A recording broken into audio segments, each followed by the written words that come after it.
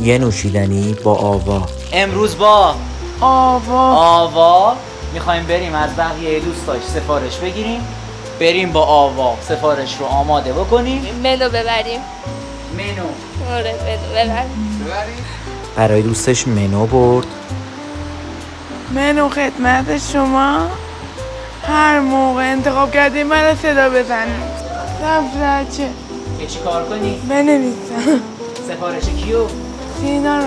چون کار جدیدی بود یه مقدار اضطراب داشت که طبیعی بود.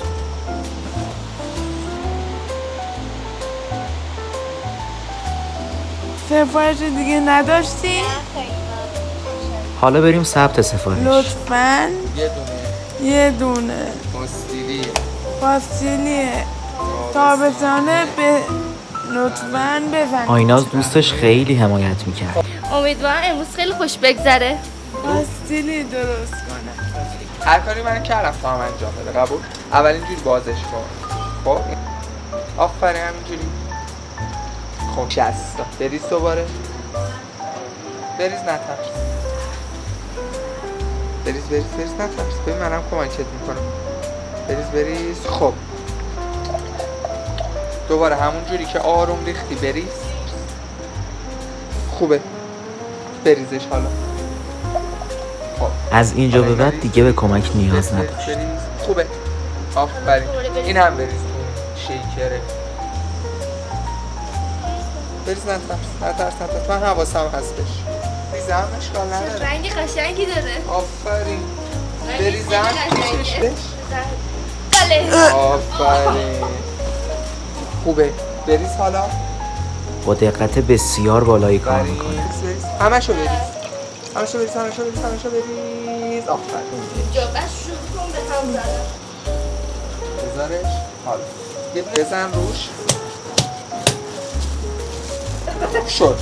بگیرش. حالا اینجوری بیا با هم بزن. یکم کن ترش کنی. یکم دیگه. آفرین. همینجوری. یه صدا باحالی میده.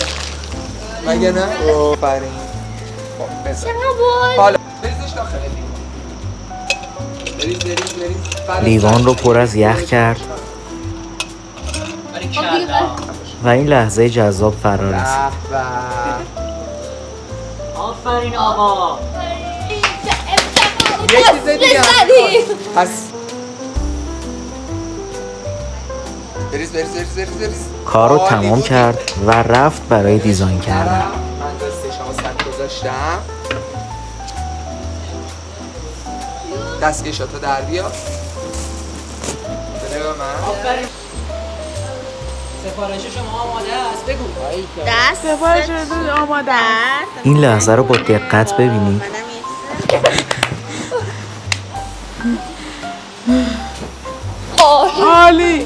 عالی.